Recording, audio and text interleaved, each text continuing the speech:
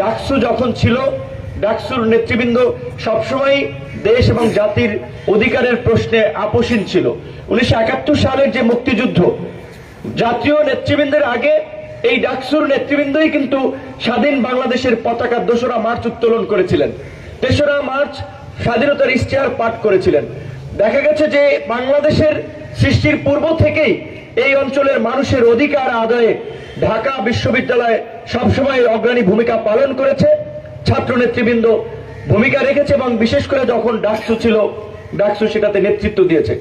আমরা ভারতের সেই এনআরসি এবং সিএবি সেটার প্রতিবাদে একটা প্রেস রিলিজ দিয়েছিলাম।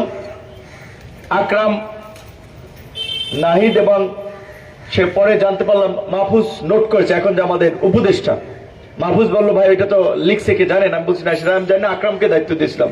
সেদিন গণভবনে বললো ওটা কিন্তু আমার লেখা ছিল।